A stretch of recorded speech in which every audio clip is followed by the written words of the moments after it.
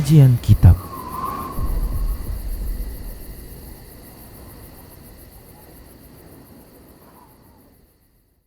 Bismillah, Assalamualaikum warahmatullahi wabarakatuh.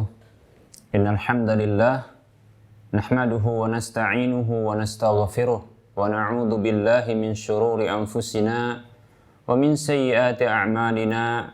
Man yahdihillahu fala mudhillalah wa man yudlilhu fala hadiyalah. Wa ashhadu an la ilaha illallah wahdahu la syarikalah wa ashhadu anna Muhammadan abduhu wa rasuluhu sallallahu alaihi wasallam. Qala Allahu jalla jalaluh, ya ayyuhalladzina amanu taqullaha haqqa tuqatih wa la tamutunna illa wa antum muslimun. Ya ayyuhan nasu taqu rabbakumul ladzi khalaqakum min nafsin wahidah wa khalaqa minha zawjaha wa bassa minhuma rijalan katsiran wa nisaa'a wattaqullaha alladzi tasaaluna bihi wal arham innallaha kana 'alaikum raqiba.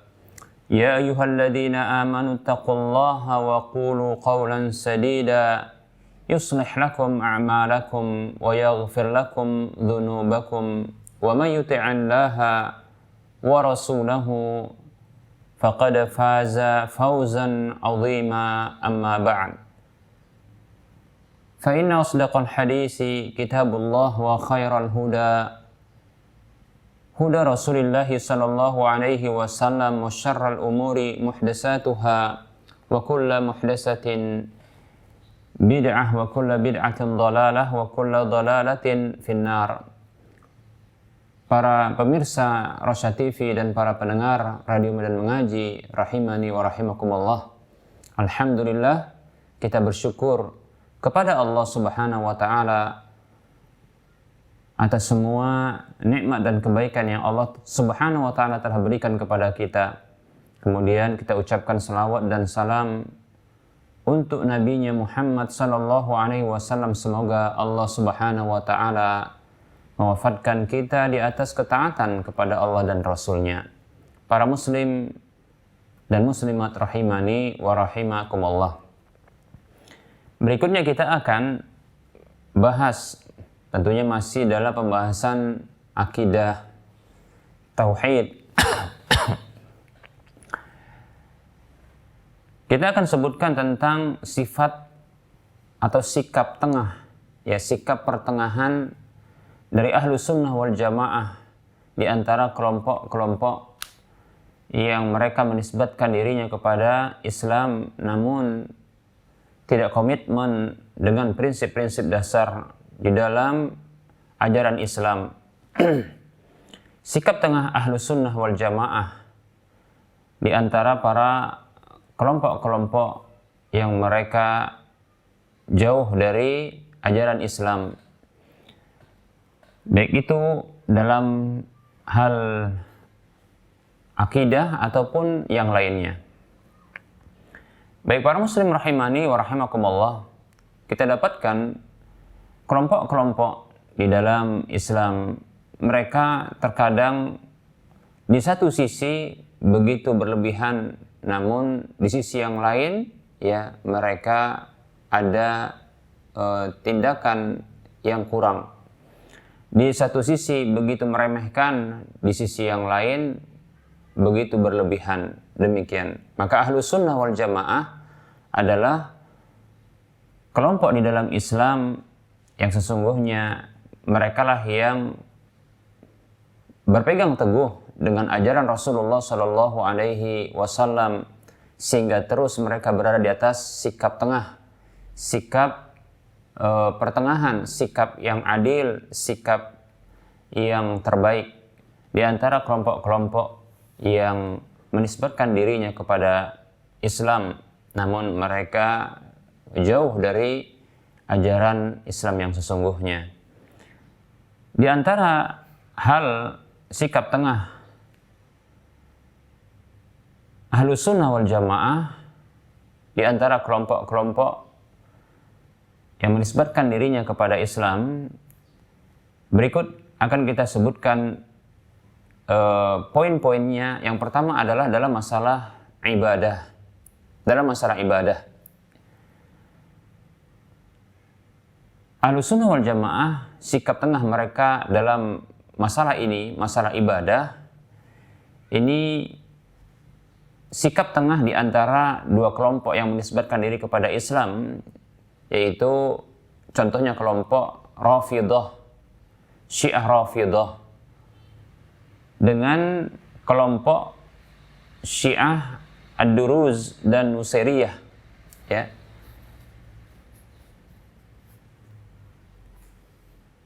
Kelompok Syiah Rafidhah, mereka beribadah kepada Allah Subhanahu wa taala dengan ibadah-ibadah yang mereka nyatakan sebagai ibadah, namun tidak pernah disyariatkan oleh Allah Subhanahu wa taala. Seperti contohnya zikir, tawasul, ya. Begitu juga dalam bentuk sholatnya, ya, yang berbeda, ya.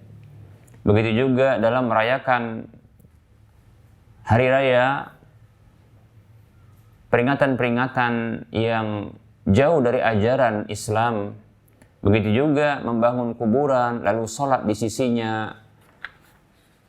Begitu juga melakukan tawaf, ya, untuk kuburan dan menyembelih, ya, di sisi kuburan. Nah, mereka begitu berlebihan, ya, berlebihan di dalam menetapkan ibadah tersebut kepada Allah Subhanahu wa taala, sesuatu yang tidak pernah disyariatkan oleh Allah Subhanahu wa taala, mereka pun melaksanakannya. Bahkan yang paling ekstrim dari mereka sampai mereka menyembah penghuni kubur, ya, menyembah penghuni kubur, ya. Menyembah penghuni kubur, menyembelih untuk penghuni kubur, berdoa meminta kepada penghuni kubur, demikian. Bahkan, ya, mereka meminta kepada penghuni kubur untuk mendapatkan sesuatu yang mereka inginkan dan agar menjauhi sesuatu yang mereka takutkan, demikian. Nah, inilah dia, ya, kelompok yang mereka menisbatkan dirinya kepada Islam, yaitu Syiah Rafidhah. Berbeda halnya dengan kelompok Duruz dan Nusairiyah, yang mereka ini menamakan, ya, diri mereka dengan Alawiyun. Nah, mereka ini sebaliknya malah mereka meninggalkan ibadah kepada Allah Subhanahu wa taala. Mereka tidak sholat, ya, mereka tidak berpuasa, mereka tidak berhaji, ya, mereka tidak berzakat dan seterusnya, demikian. Maka Ahlussunnah wal Jamaah berada pada posisi tengah, memiliki sikap tengah dalam masalah ibadah ini.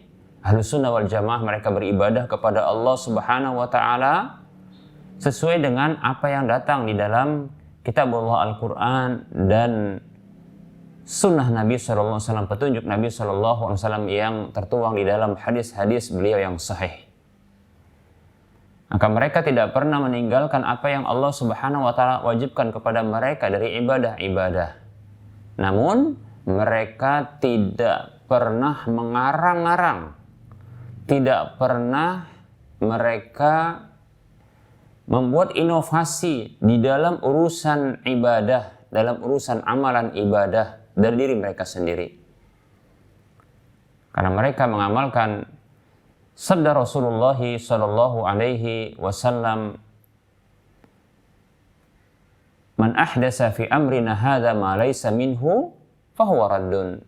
Muttafaqun alaihi. Siapa saja yang mereka-reka, mengarang-arang, membuat hal baru dalam urusan agama kami ini, sesuatu yang bukan darinya, maka dia tertolak.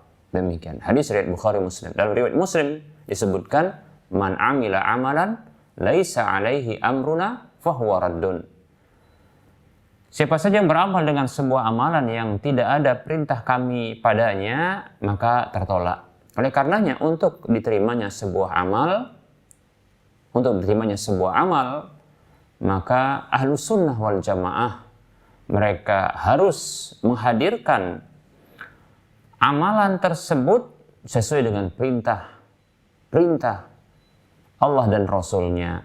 Demikian para muslim rahimani wa rahimakumullah. Baik itu perintah itu pada zat ibadahnya maupun pada tata caranya, begitu juga pada penetapan waktunya, demikian pula pada penetapan bilangannya. Maka mereka tidak pernah mengarang ibadah tersebut, baik itu pada zatnya, baik itu pada tata caranya, waktu maupun bilangannya. Demikian para muslim rahimani wa rahimakumullah.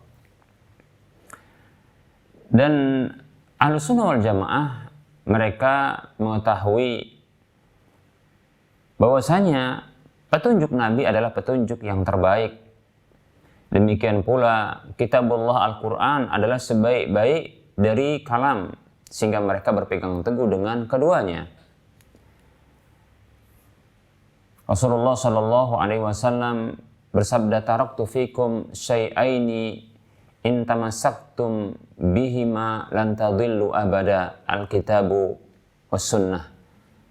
Kata Nabi Shallallahu Alaihi Wasallam, aku tinggalkan di tengah-tengah kalian dua hal yang apabila kalian berpegang teguh dan keduanya kalian tak akan pernah sesat selamanya. Itulah dia kitabullah Al-Quran dan sunnah Rasulullah, sunnah Nabi SAW, yaitu petunjuk Nabi SAW yang terdapat di dalam hadis-hadis yang sahih dari beliau Sallallahu Alaihi Wasallam. Begitu juga Nabi SAW pernah bersabda, dan ini yang menjadi pegangan juga di antara pegangan Ahlussunnah wal Jamaah, amma ba'du. Adapun kemudian fa inna khairal hadisi kitabullah, sesungguhnya sebaik-baik ucapan adalah kitabullah Al-Quran, wa khairal hadi Muhammadin sallallahu alaihi wasallam, dan sebaik-baik petunjuk adalah petunjuk Muhammad sallallahu alaihi wasallam, wa syarrul umuri muhdatsatuha, perkara terburuk adalah perkara yang diada-adakan, perkara yang dibuat-buat, yang baru dalam urusan agama, wa kullu bid'atin dhalalah, dan setiap perkara bid'ah, hal baru ya, yang disisipkan, dimasukkan ke dalam Islam adalah dhalalah, kesesatan. Hadis riwayat Muslim. Demikian para muslim rahimani wa rahimakumullah.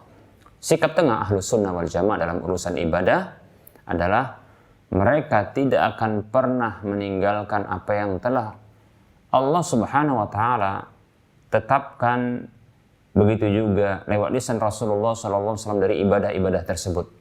Ya. Namun mereka tidak akan pernah mengarang-arang, tidak akan pernah menginovasikan ya apapun dari urusan ibadah tersebut yang tidak pernah ditetapkan oleh Allah Subhanahu wa taala dan Rasulnya, baik itu pada zatnya, zat ibadah, maupun pada tata caranya, baik itu pada waktu maupun bilangannya. Demikian para muslim rahimani wa rahimakumullah. Berikutnya adalah sikap tengah Ahlussunnah wal Jamaah dalam urusan nama dan sifat Allah Subhanahu wa taala. Ahlussunnah wal Jamaah mereka memiliki sikap tengah. Mereka bersikap adil ya dalam urusan nama dan sifat Allah Subhanahu wa taala. Berbeda halnya dengan dua kelompok yang menisbatkan diri dalam Islam, itu kelompok Mu'attilah, demikian pula kelompok Mumassilah. Mu'attilah artinya kelompok yang mereka suka menta'til, yaitu yang mereka mengingkari baik itu keseluruhan, mengingkari keseluruhan ya nama dan sifat Allah atau sebahagian dari nama dan sifat Allah Subhanahu wa taala.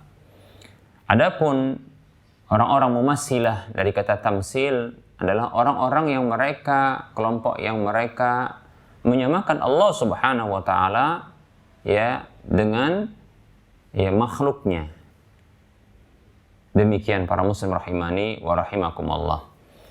Contoh dari kelompok Mu'attilah yaitu dari kata attala yu'attilu, at-ta'til, yaitu kelompok yang mereka melakukan ta'til. Apa itu ta'til? Yaitu ingkar. Yaitu mereka yang mengingkari, yang punya ya sikap pengingkaran terhadap nama maupun sifat Allah Subhanahu wa taala. Maka ada dari kelompok Mu'attilah yang mengingkari seluruh nama dan sifat Allah Subhanahu wa taala. Seperti contohnya Jahmiyah. Jahmiyah pengikut Jaham ibnu Safwan,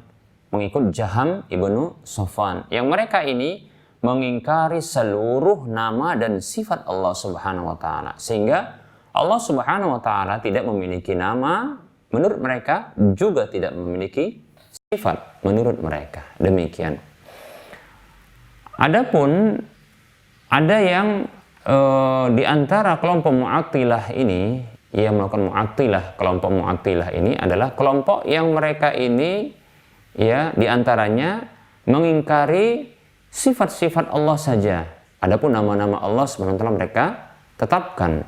Inilah kelompok disebut dengan Mu'tazilah. Ya, Mu'tazilah. Ya, kelompok yang mengikuti salah satu tokohnya adalah Wasil bin Atha kalau tidak salah ya. Kelompok Mu'tazilah ini mereka menetapkan nama-nama bagi Allah Subhanahu wa taala, namun nama tersebut ya tidak memiliki sifat. Demikian para muslim rahimani wa rahimakumullah. Kemudian ada juga kelompok yang mereka ini termasuk dikategorikan Mu'attilah. Itu kelompok yang suka melakukan ta'til, yaitu pengingkaran. Yaitu mengingkari ya sebagian besar dari sifat-sifat Allah Subhanahu wa taala, namun menetapkan ya sedikit dari sifat-sifat Allah Subhanahu wa taala. Mereka menetapkan nama bagi Allah Subhanahu wa taala, namun ya menetapkan berikutnya sedikit dari sifat dan mengingkari banyak sifat. Adapun sifat-sifat yang disebutkan dalam Al-Quran maupun hadis Nabi SAW yang sahih dari Nabi, ya, maka mereka menetapkannya namun hanya sekedar namanya, ya, lafadznya. Adapun berikutnya mereka takwilkan, sehingga mereka ini disebut dengan mu'awwilah, ya, ahlu takwil, ya. Mereka punya moto di dalam urusan nama dan sifat Allah Subhanahu wa taala adalah takwil, ya. Sehingga mereka ini disebut dengan ahlu takwil, ya, ahlu takwil atau muawwilah, ya. Kenapa mereka melakukan takwil? Mengapa mereka melakukan takwil? Apa itu takwil? Ya, takwil itu adalah sarful lafzi anil ma'na rajihi ilal ma'na al-marjuhi bila dalilin, yaitu memalingkan sebuah lafaz dari makna yang kuat kepada makna yang marjuh, yang lemah tanpa dalil. Demikian. Mengapa mereka melakukan pemalingan maknanya? Ya, padahal maknanya ada makna yang zahir, yang tampak jelas. Ya, seperti contohnya ketika Allah Subhanahu wa taala menetapkan bagi dirinya ada memiliki wajah, memiliki tangan, begitu juga ya memiliki mata dan sifat-sifat zatiyah lainnya. Mereka melakukan takwil.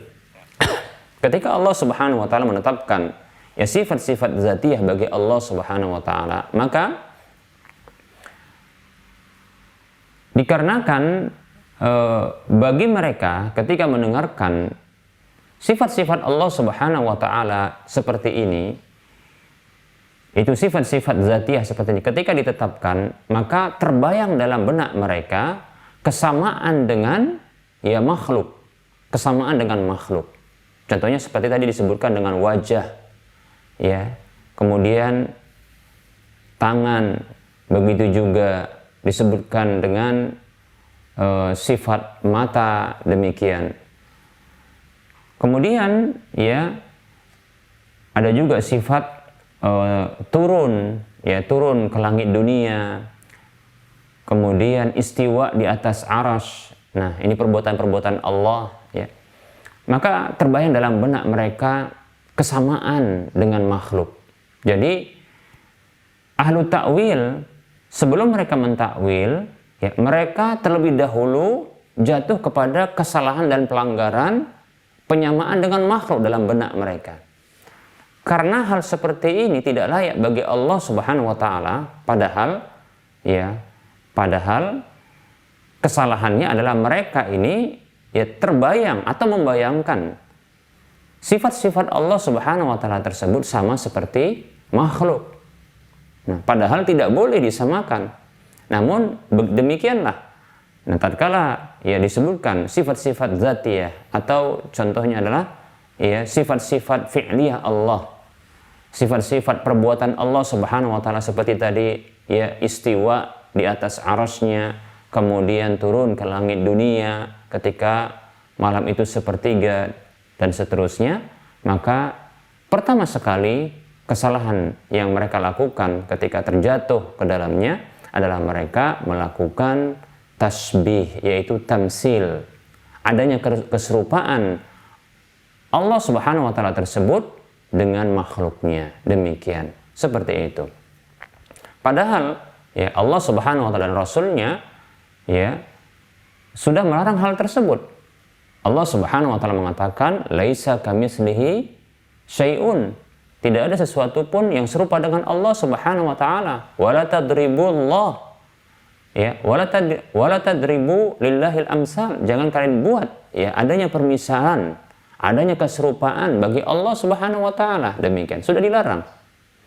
Namun akhirnya ya karena ini masih menggelanyut di benak-benak mereka, padahal sesungguhnya tidak perlu pun mereka membayangkannya, cukup mereka saja mengimaninya seperti yang kita sudah sebutkan pada pertemuan yang kemarin, bahwasanya dalam urusan akidah, urusan keyakinan, maka yang harus diberlakukan dan diperankan, diaktifkan adalah iman untuk meyakininya, bukan akal untuk mencernanya.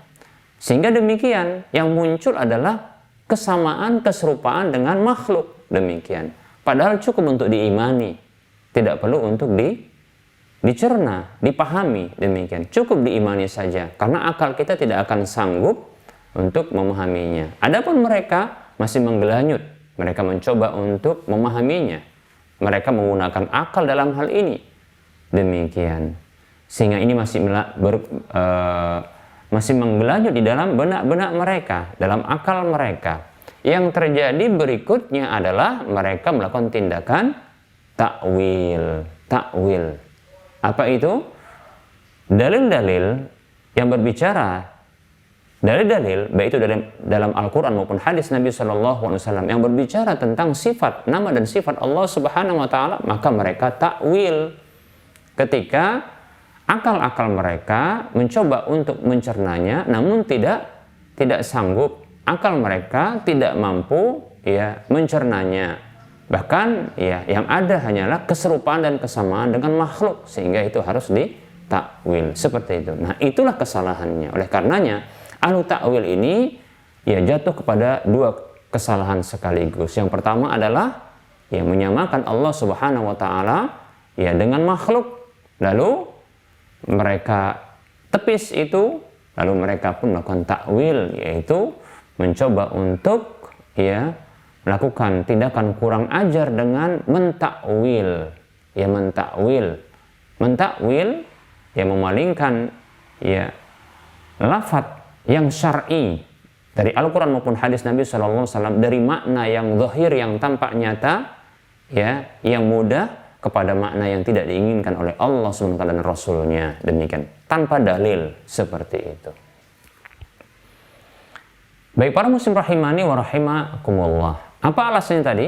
Karena adanya keserupaan dengan makhluk. Demikian ya, karena adanya keserupaan dengan makhluk. Baik, dalam hal ini barangkali kita tidak akan terlalu berpanjang lebar, nah, karena insya Allah ta'ala kita akan masuki pembahasan juga nanti ya dalam pembahasan ya tentang tauhid asma wa sifat, yaitu Mentauhidkan Allah Subhanahu wa taala dalam nama dan sifat Allah Subhanahu wa taala ini hanya sekedar penyebutan tentang ya keistimewaan Ahlus Sunnah wal Jamaah dan sikap tengah mereka ya di antara kelompok-kelompok yang menisbatkan diri ke dalam Islam. Demikian. Nah, inilah dia kelompok-kelompok yang mereka ini satu sisi begitu berlebihan ya, karena mereka melakukan ta'til, itu tindakan pengingkaran terhadap baik itu keseluruhan nama maupun sifat Allah ataupun sebahagian dari nama dan sifat Allah Subhanahu wa taala. Demikian. Berbeda halnya dengan kelompok yang lain, itu kelompok musyabbihah, lebih tepatnya adalah mumassilah, yaitu ahlu tamsil, ahlu tashbih, yaitu menyerupakan Allah Subhanahu wa taala dengan makhluknya. Mereka katakan bahwasanya ya Allah Subhanahu wa taala Allah Subhanahu wa taala itu memang serupa dengan makhluknya, ya.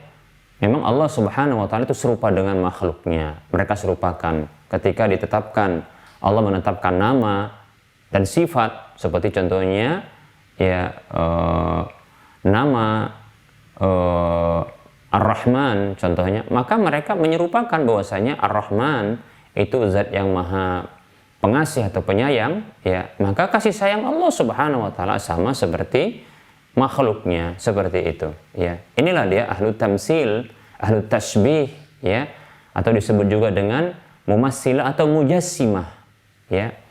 Ketika dalam dalil Al-Quran maupun hadis menetapkan tentang wajah, tangan, dan seterusnya dari sifat-sifat dzatiyah bagi Allah Subhanahu wa taala, maka mereka menyerupakan, menyamakan, ya, sifat-sifat tersebut dengan makhluknya. Sifat Allah itu disamakan dengan sifat makhluknya, sama, serupa, ya, tak beda, kata mereka. Nah, ini disebut dengan apa? Mujassimah atau mumassilah atau musyabbihah, demikian. Namun yang tepat adalah ya mumassilah, ya, mumassilah, yaitu ahlu tamsil, itu orang yang menyerupakan Allah Subhanahu wa taala dengan makhluknya. Demikian para muslim rahimani wa rahimakumullah. Nah, baik para muslim rahimani wa rahimakumullah.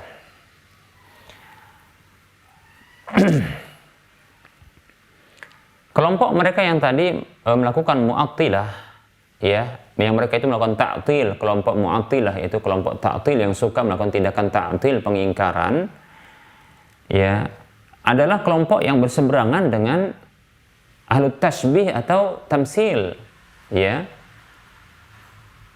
Mereka mengatakan, ya, ada penyair mereka mengatakan wa kullu nasin awhamat tashbiha awilhu aw fatwi aw fawwid warum tanziha, ya, demikian.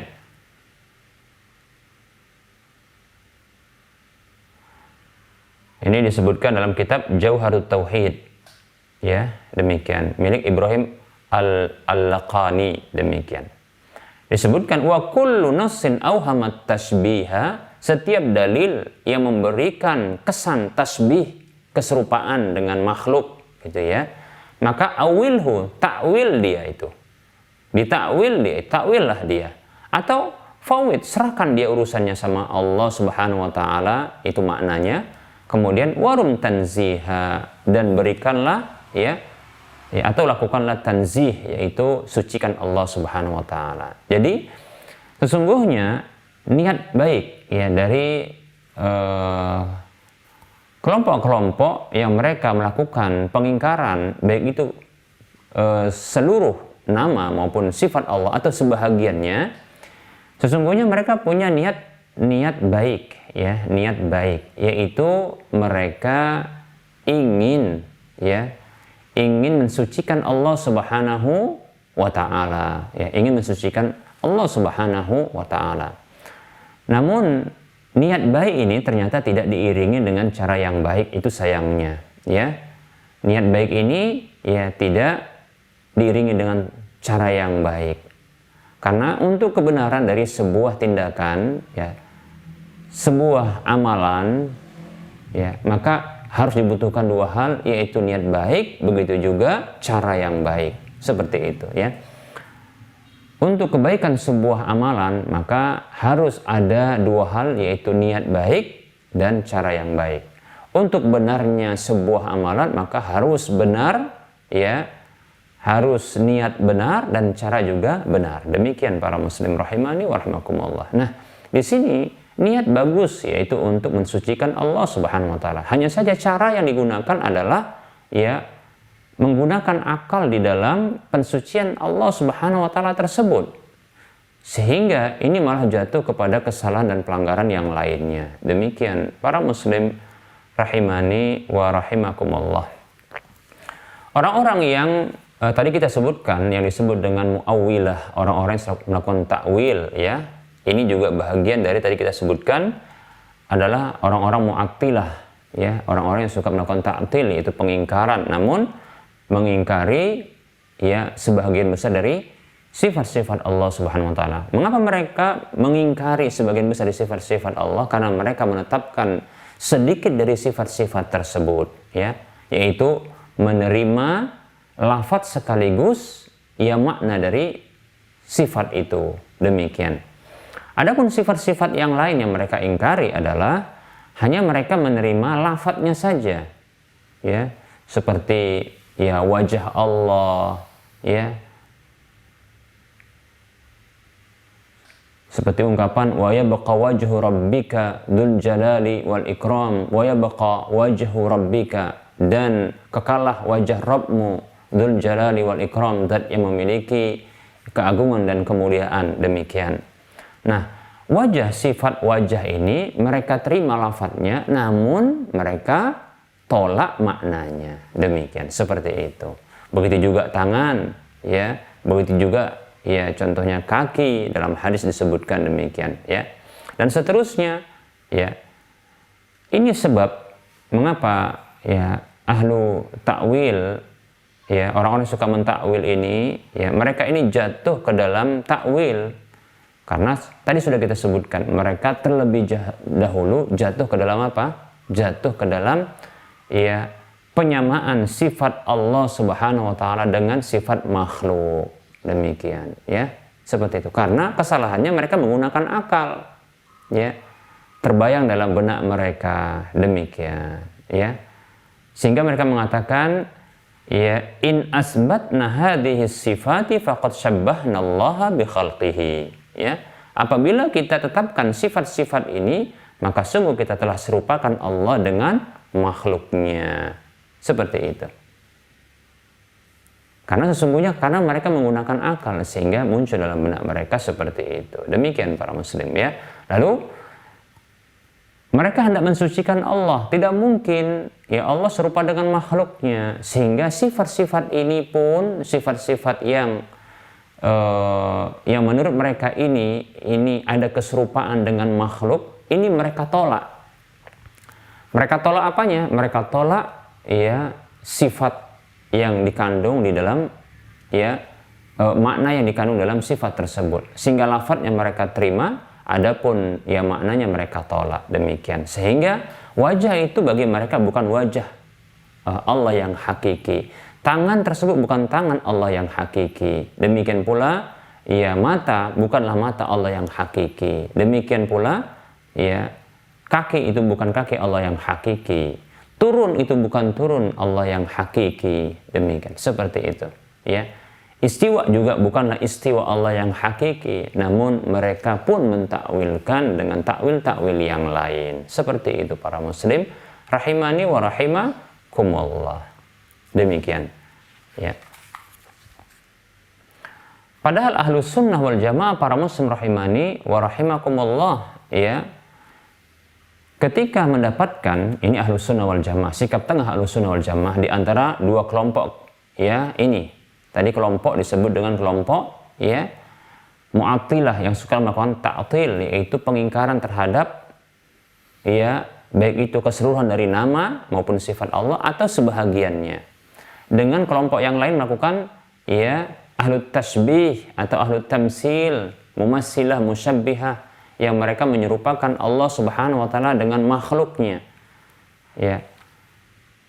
Ahlus sunnah wal jamaah mereka bersikap tengah. Ya, bersikap tengah. Mereka ketika mendapatkan dalil-dalil dari Al-Qur'an maupun hadis Nabi Shallallahu alaihi wasallam yang Allah Subhanahu wa taala menetapkan nama dan sifat untuk dirinya.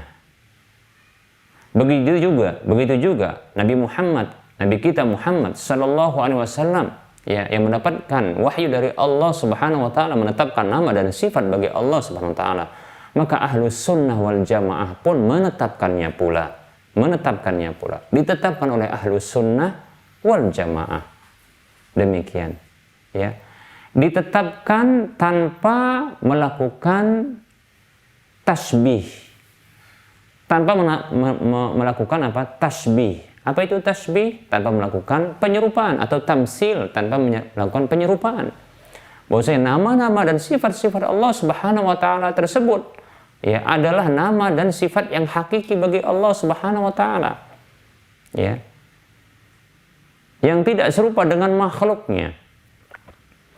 Dan juga mereka tidak melakukan takyif, yaitu membayangkan bagaimana bentuknya. Karena akal tidak akan mampu untuk membayangkannya. Demikian. Dan tidak ada, ya, ruang bagi akal untuk berperan dalam masalah akidah seperti ini. Demikian. Karena ahlus sunnah wal jamaah memahami bahwasanya, ya, akal begitu rendah, akal begitu dangkal. Akal ini tak akan mampu untuk menjangkau, ya. Jangankan untuk menjangkau, ya, zat Allah Subhanahu wa taala, perbuatan-perbuatannya dan sifat-sifat Allah Subhanahu wa taala. Ya, makhluk-makhluk Allah Subhanahu wa taala sendiri yang gaib saja akal tak mampu untuk menjangkaunya. Demikian. Jangankan makhluk-makhluk Allah yang gaib, akal seperti yang kita sebutkan untuk mengidentifikasi dirinya sendiri pun dia tak akan mampu. Lalu bagaimana dia bisa menjangkau yang lebih gaib lagi dari makhluk, ya, yang gaib.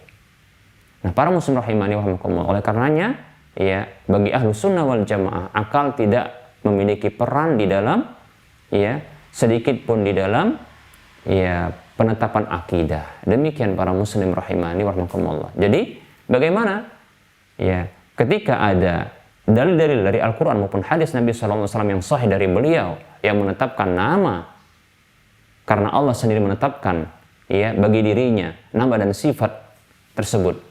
Begitu juga Rasulullah SAW dalam hadisnya yang sahih dari beliau yang menetapkan tentang nama atau sifat Allah, maka ahlus sunnah wal jamaah pun menetapkannya tanpa menyerupakan dengan makhluknya dan tanpa membayangkan bagaimana bentuknya atau bertanya-tanya bagaimana bentuknya, bagaimana sih hakikatnya. Demikian, tidak bertanya. Kenapa? Karena tak perlu untuk ditanyakan. Ya, karena dalam hal ini adalah peran iman untuk meyakininya, bukan, ya, akal harus berperan di dalam mencernanya. Demikian, akal tak akan mampu seperti itu. Demikian para muslim rahimani wa rahimakumullah. Begitu juga tidak melakukan ta'til, yaitu pengingkaran. Ya, tidak mengingkari, ya, tidak mengingkari dari, ya, nama dan sifat Allah tersebut, ya, seperti itu. Maka ditetapkan nama dan sifat Allah sesuai dengan hakikat Allah Subhanahu wa taala, sesuai dengan keagungan kemuliaan Allah Subhanahu wa taala. Demikian. Ketika disebutkan tentang wajah bagi Allah, maka ditetapkan wajah. Wajah itu, wajah, kita tahu wajah, ya, tapi wajah yang sesuai dengan keagungan kemuliaan Allah Subhanahu wa taala. Tidak perlu untuk ditakwil. Jadi tidak perlu untuk ditolak, dan terakhir tidak perlu untuk ditakwil. Iya, dipalingkan maknanya. Tidak perlu. Demikian. Ya, wajah bagi Allah, bukan, ya, ditakwil menjadi zat Allah Subhanahu wa taala. Ya. Demikian. Karena wajah itu adalah sifat zatiah Allah Subhanahu wa taala bagi Allah. Begitu juga tangan Allah. Tidak ditakwil, maka ditetapkan bahwasanya tangan itu adalah tangan yang hakiki sesuai dengan keagungan kemuliaan Allah yang tidak sama tidak serupa dengan makhluknya. Demikian. Bagi ahlu sunnah wal jamaah, ya, nama dan sifat Allah SWT itu sesuai dengan keagungan dan kemuliaan bagi Allah Subhanahu wa Ta'ala. Maka Allah sendiri yang tidak ridho dirinya diserupakan dengan makhluknya. Allah mengatakan, "Fala tadribu lillahil amsal, fala tadribu lillahil amsal." Janganlah kalian samakan, ya, jangan kalian buat ya hal-hal yang sama bagi Allah Subhanahu wa Ta'ala. Laisa kamitslihi syai'un. Tidak ada sesuatu pun yang serupa dengan Allah Subhanahu wa Ta'ala. Walam yakul lahu kufuwan ahad. Tak ada yang sebanding dan setara dengan Allah Subhanahu wa Ta'ala. Hal ta'lamu lahu samiyya? Apakah engkau mengetahui sesuatu yang sama dengan Allah, serupa dengan Allah? Maka tak ada yang serupa dengan Allah. Sehingga ahlu sunnah wal jamaah menetapkan nama dan sifat Allah Subhanahu wa Ta'ala tersebut, ya, tanpa diserupakan dengan makhluknya, tanpa disamakan dengan makhluknya. Demikian. Tanpa juga ya dibayangkan bagaimana bentuknya, tanpa juga ditolak ya nama dan sifat tersebut, dan tanpa juga dilakukan takwil, pemalingan maknanya, karena sifat Allah itu sesuai dengan keagungan dan kemuliaan Allah Subhanahu wa Ta'ala. Demikian. Apa susahnya kita tetapkan bagi Allah Subhanahu wa Ta'ala sifat, nama dan sifat bagi Allah, karena Allah memang menetapkan hal itu untuk dirinya tanpa menyerupakan dengan makhluknya. Demikian. Allah menetapkan laisa kamitslihi syai'un wa huwas samiul basir. Tidak ada sesuatu pun yang serupa dengan Allah dan Dia Maha mendengar lagi Maha melihat. Allah tetapkan nama ya bagi Allah As-Sami dan nama bagi Allah Al-Basir, yang tentunya nama As-Sami, nama Allah As-Sami, zat yang Maha mendengar. Allah pasti memiliki pendengaran, tapi tentunya laisa kamitslihi syai', tak ada sesuatu pun yang serupa dengan Allah. Basir adalah nama bagi Allah, zat yang Maha melihat. Tentunya Allah memiliki sifat basar, yaitu melihat, tapi penglihatan Allah tak sama dengan makhluknya. Laisa kamitslihi syai'. Demikian. Karena tidak ada sesuatu pun yang serupa dengan Allah. Mudah akidah ahlu sunnah wal jamaah. Demikian. Tidak melakukan peniadaan atau pengingkaran dan tidak melakukan ya penyamaan dengan makhluknya. Inilah ahlu sunnah wal jamaah. Demikian. Tak perlu pusing untuk memikirkannya, karena bukan menggunakan akal untuk mencernanya, tapi menggunakan hati untuk mengimaninya, menggunakan iman untuk meyakininya. Seperti itu. Gampang. Demikian. Ketika Allah ditetapkan oleh Nabi Muhammad SAW turun ke langit dunia, maka ahlu sunnah wal jamaah meyakini Allah turun sesuai dengan keagungan kemuliaan Allah Subhanahu wa Ta'ala. Mereka tidak perlu untuk membayangkan bagaimana bentuknya, tak perlu menyerupakan pula turunnya itu seperti turun makhluknya. Demikian. Seperti itu. Dan tak perlu juga mereka untuk mengingkari sifat turun itu. Kenapa? Karena Rasulnya mengucapkannya. Dan tak perlu mereka mentakwilnya dengan makna yang lainnya. Begitu juga ketika Allah Subhanahu wa Ta'ala menetapkan dirinya memiliki sifat istiwa 'alal 'arsy, beristiwa di atas arsy. Maka ahlu sunnah wal jamaah mereka tak berani untuk menyamakan Allah Subhanahu wa Ta'ala, istiwa Allah SWT dengan istiwa makhluknya. Mereka tak akan berani menyamakan hal tersebut. Membayangkannya saya tak berani. Mau dibayangkan atau disamakan dengan duduknya seorang raja di atas singgasananya? Hasya wa kalla. Ya. Tidak demikian. Subhanallah. Maha suci Allah. Amma yasifun, dari apa yang mereka sifatkan. Demikian. Ketika ahlu sunnah wal jamaah menetapkan Allah beristiwa di atas arasnya, maka ditetapkan, mengapa ahlu sunnah wal jamaah menetapkan istiwa 'alal 'arsy, Allah beristiwa di atas arsy? Karena Allah Subhanahu wa Ta'ala yang menetapkan hal tersebut. Maka tidak sulit bagi ahlu sunnah wal jamaah untuk menetapkannya.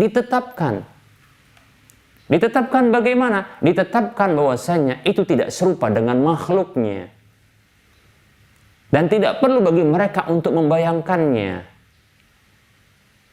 Karena istiwa 'alal 'arsy, istiwa Allahi 'alal 'arsy, istiwanya Allah di atas arsy, maka bukanlah seperti seorang raja yang duduk di atas singgasananya. Bukan. Karena tidak melazimkan demikian. Ini pemikiran seperti ini, pemikiran orang-orang yang suka menyamakan Allah dengan makhluk, musyabbih. Demikian. Maka ahlu sunnah wal jamaah mereka menetapkan Allah istiwa alal arsy. Apa makna istiwa? Istiwa itu maknanya adalah ulu, kemudian istiqrar, tinggi, berada di atas arasnya. Apakah duduk? Siapa yang mengatakan demikian? Yang mengatakan duduk adalah mereka musyabbihah mujassimah. Ahlus sunnah wal jamaah tidak mengatakan demikian. Allah tinggi, berada di atas arasnya, demikian. Istiwa. Mereka ahlus sunnah wal jamaah ketika menetapkan itu, mereka tidak menyerupakan dengan makhluknya. Bukan seperti raja yang duduk di atas singgasananya, demikian. Seperti itu. Dan mereka tidak berani untuk membayangkan dengan makhluknya. Lalu mereka pun tidak berani untuk mengingkari sifat tersebut. Dan mereka pun tidak berani untuk mentakwilkannya dengan makna istiwa, dimaknai dengan istilah, yaitu menguasai. Para muslim rahimani wa rahimakumullah. Kalaulah kita tetapkan bahwasanya istiwa maknanya istilah. Apa makna istilah? Istilah maknanya, kalau dikatakan dia istilah, istiwa di mana istilah, atau kalau bahasa Arab dengan bentuk dia fi'il madhi, istawa alal arsh, maka ditakwil dengan istaula alal arsh. Maka makna istaula, tahukah Anda? Maknanya adalah qahara ba'da al-mughalabah. Yaitu istaula itu maknanya adalah menguasai setelah melakukan penaklukan. Jadi kalaulah seandainya istawa alal ars, yang dalam benak orang-orang ahlu takwil, kalaulah ditetapkan bahwasanya istawa alal ars itu ya seperti adanya, maka itu mengharuskan seperti seorang raja yang duduk di atas singgasananya. Nah, ini kesalahan pertama, ahlu ta'wil jatuh ke dalam tasbih tamsil, yaitu menyerupakan Allah dengan makhluknya. Karena dalam bayangan mereka, tak layak Allah demikian, karena Allah bukan seperti raja. Lalu mereka pun melakukan ta'wil. Apa yang mereka lakukan ta'wil? Yaitu istawa dimaknai dengan istaula. Padahal istaula ini pun sebuah makna yang keliru. Padahal ya, yang kata mereka istawa tadi, mereka keliru di dalam menetapkan maknanya. Karena mereka anggap istawa itu maknanya adalah jalasa, duduk. Tapi mereka palingkan ini, mereka berpaling dari ini. Lalu mereka pun berpaling kepada takwil kepada istaula. Padahal istaula itu maknanya qahara ba'dal mughalabah, yaitu apa? Qahara, menguasai, tapi ba'dal mughalabah, yaitu setelah adanya penaklukan. Jadi konsekuensinya adalah kalau istawa dimaknai dengan istaula, istawa alal arsy, maksudnya adalah istaula alal arsy, maka orang seperti ini konsekuensinya menetapkan bahwasanya Allah menguasai arsy setelah melakukan penaklukan. Bagi mereka berarti konsekuensinya ada sebelum Allah menguasai arsy itu, ada yang menguasai arsy lalu ditaklukkan oleh Allah. Begitu? Sungguh tidak demikian. Oleh karenanya sudah bertumpu saja kepada tafsir dari makna istawa menurut para ulama, para salaf dahulu, sudah cukup. Bahwasanya di antara makna yang ditetapkan oleh ahlu sunnah wal jamaah seperti yang disebutkan oleh Ibnu Qayyim al-Jauzi rahimahullah ta'ala, dan beliau hanya mengutip saja, makna istawa itu beredar pada 4 hal. Makna yang benar dari istawa, istawa ala, Maka tafsir yang benar itu ada 4. Maknanya adalah irtafa'a, sa'ada, kemudian istaqarra, dan ala. Kemudian diringkas oleh sebagian ulama, cukup saja maknanya adalah ala wastaqarra. Ya, karena maknanya sama, ya. Yaitu apa? Tinggi berada di atas. Istawa bermakna tinggi berada di atas arsy, begitu. Tidak mengharuskan sama dengan makhluknya. Tidak mengharuskan bahwasanya Allah butuh dengan arasnya. Demikian. Dan tidak mesti Allah itu dinaungi pula oleh aras itu, tidak.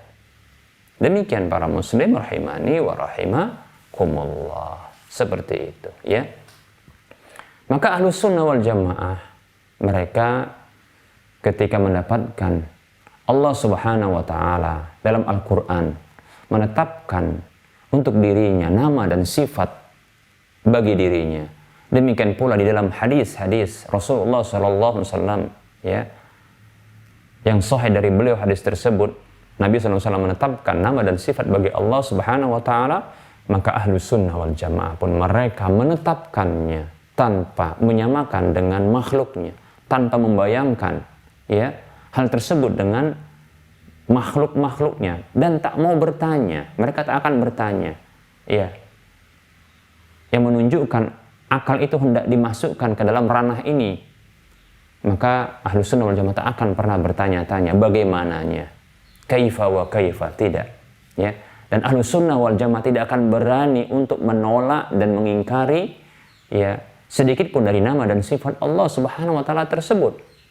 Dan mereka pun tak akan berani untuk mentakwilnya, karena mereka menetapkan nama dan sifat Allah Subhanahu wa taala tersebut sesuai dengan keagungan dan kemuliaan Allah Subhanahu wa taala yang tidak sama dengan makhluk-makhluknya. Seperti itu. Tak susah bagi Ahlus Sunnah wal Jamaah untuk menetapkannya. Demikian.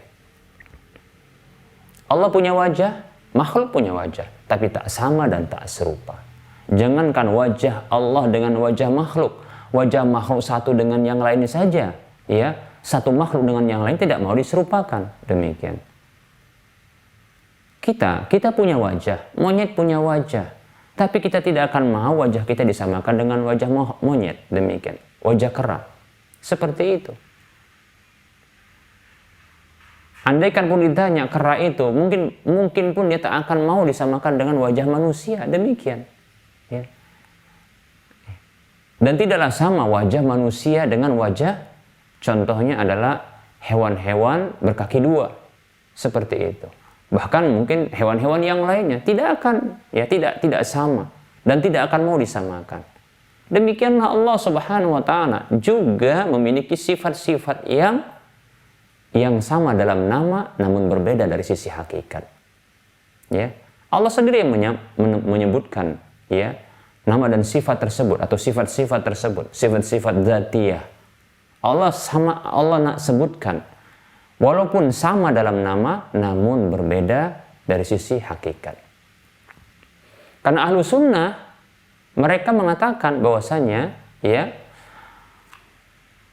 mereka punya prinsip begini, ya. Al-qawlu fis sifati kal qawli fil dzati. Mereka punya prinsip seperti ini. Al-qawlu fis sifati kal qawli fil dzati. Pembicaraan dalam masalah sifat itu sama seperti pembahasan, ya, dalam masalah zat. Jadi kalau berbicara tentang sifat-sifat Allah, maka itu sama seperti zat Allah. Maksudnya bagaimana? Ketika para muslim rahimani rahimakumullah, kita berbicara tentang sifat-sifat Allah, sifat wajah, sifat tangan, sifat mata, melihat, kasih sayang. Demikian. Allah datang, Allah turun.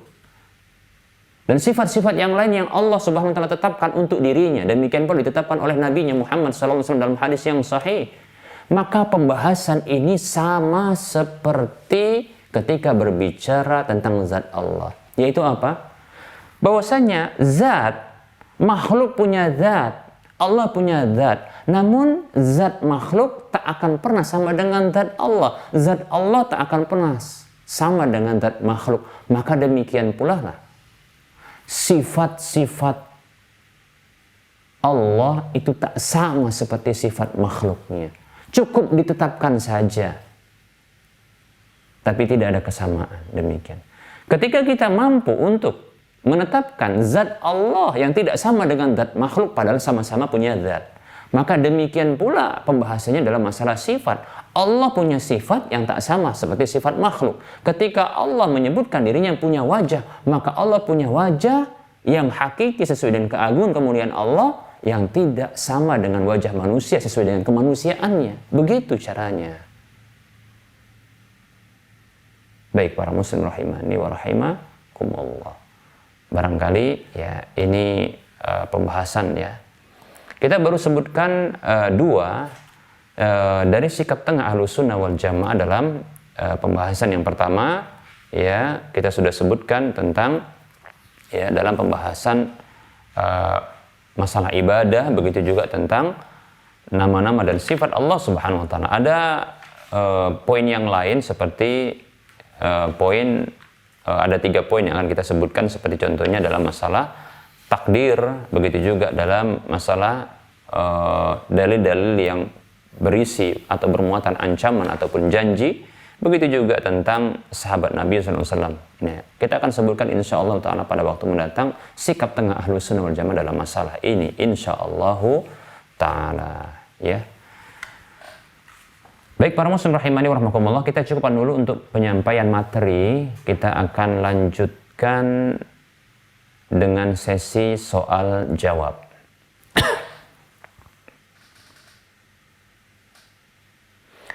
Baik, ada pertanyaan seperti ini.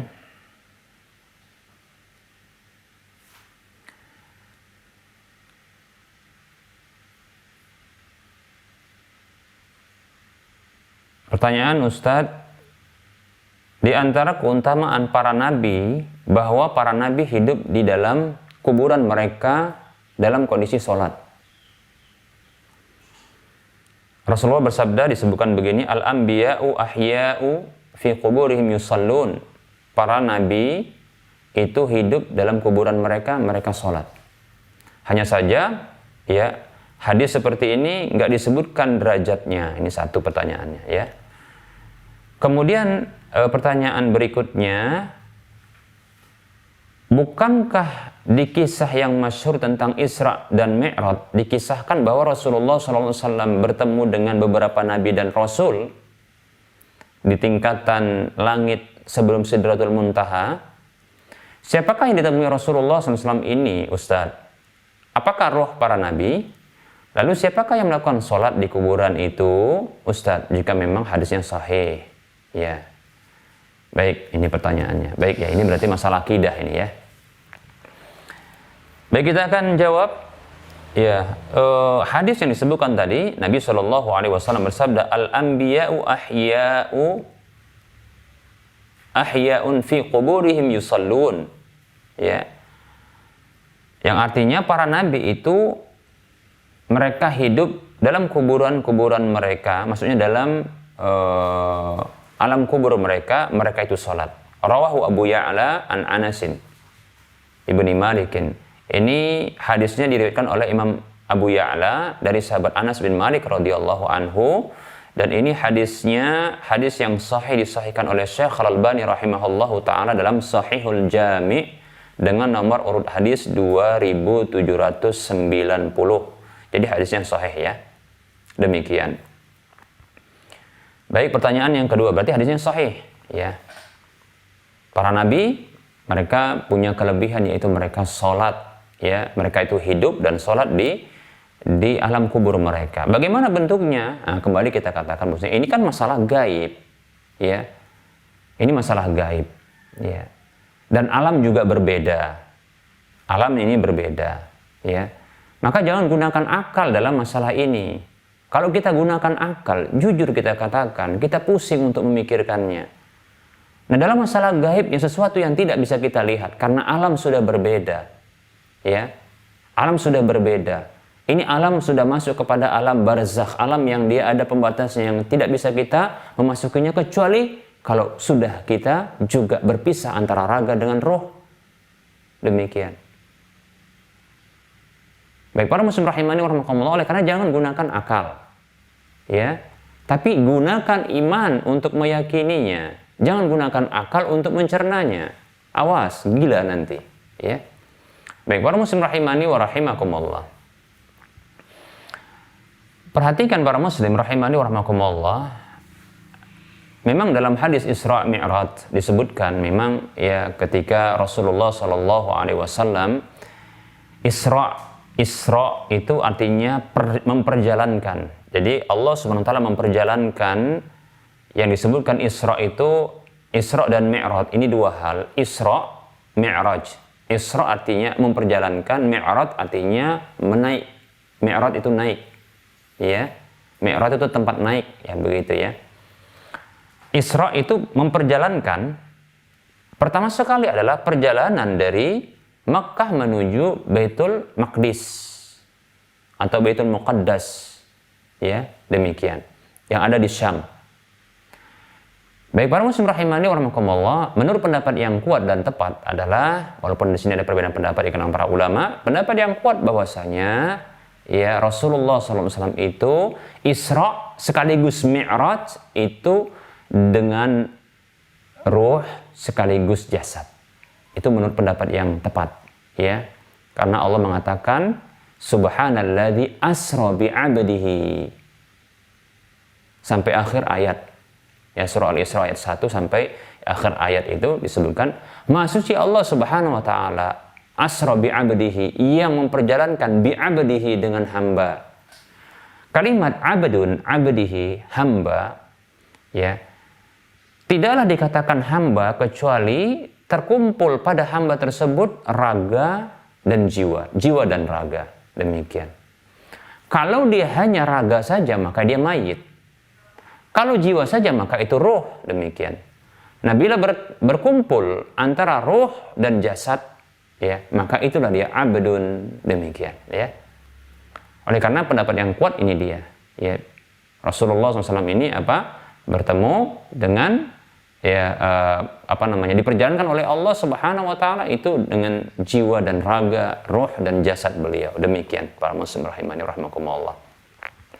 Dikabarkan bahwasanya ketika beliau diperjalankan oleh Allah Subhanahu wa taala dengan buraq, ya, makhluk yang Allah ciptakan ya seperti hewan yang dia memiliki kecepatan yang luar biasa, diperjalankan dari Mekah menuju Baitul Maqdis. Dan di Baitul Maqdis, Rasulullah SAW itu salat mengimami para rasul, nabi dan rasul. Demikian pula setelah itu Rasulullah SAW dimi'rajkan, dinaikkan ke langit. Ke langit pertama bertemu dengan Nabi Adam, ke langit kedua bertemu dengan Nabi Yahya dan Isa.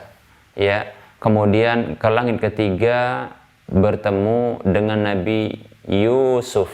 Kemudian langit keempat bertemu dengan Nabi Idris, langit kelima bertemu dengan Nabi Harun, langit keenam bertemu dengan Nabi Musa, kemudian langit ketujuh bertemu dengan Nabi Ibrahim alaihimussalatu wassalam. Baru naik ke Sidratul Muntaha. Baik para muslim rahimani wa rahimakumullah, pertanyaannya tadi disebutkan, apakah pertemuan mereka ini adalah pertemuan yang hakiki? Siapakah yang ditemui oleh Nabi SAW ini? Maka ini adalah pertemuan ya Nabi SAW dengan para nabi-nabi yang sudah kita sebutkan.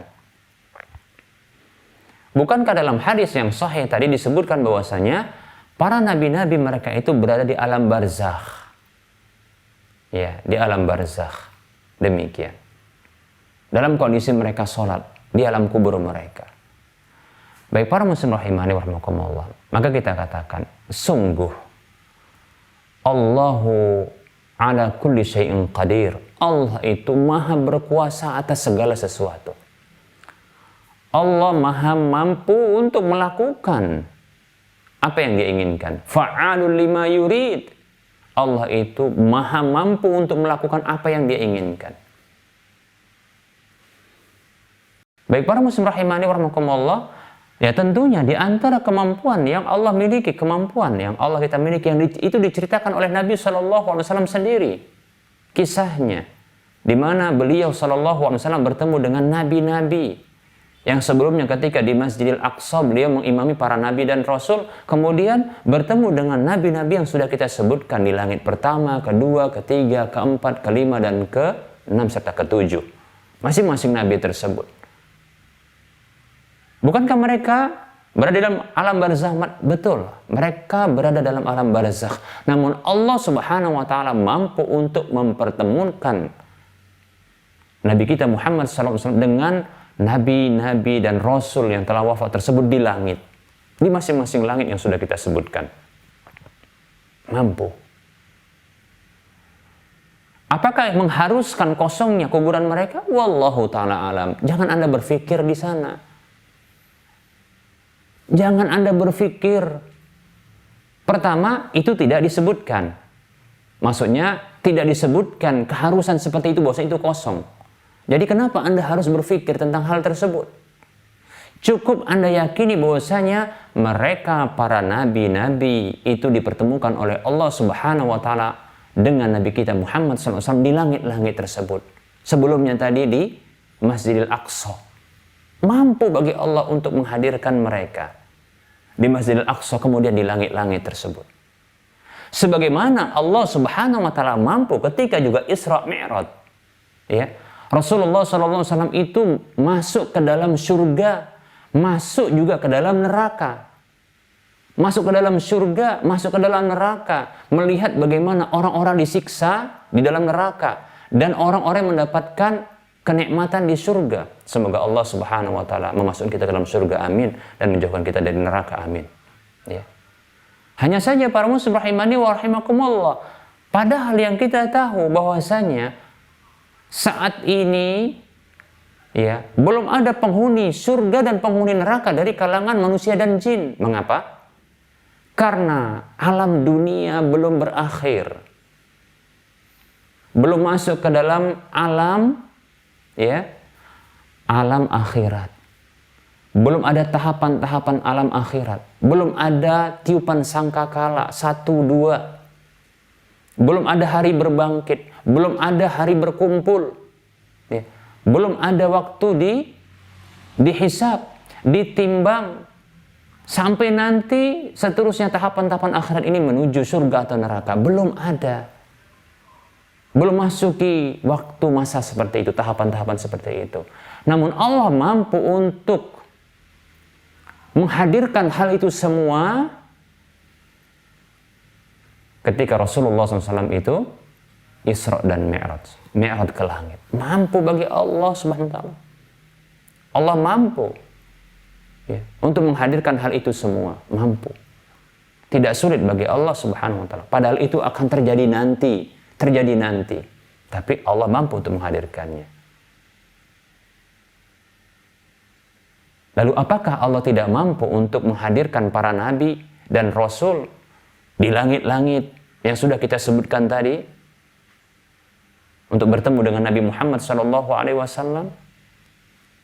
Ya, sungguh innallaha ala kulli syai'in qadir, sesungguhnya Allah Subhanahu wa taala Maha berkuasa atas segala sesuatu. Demikian para muslim rahimani wa rahimakumullah.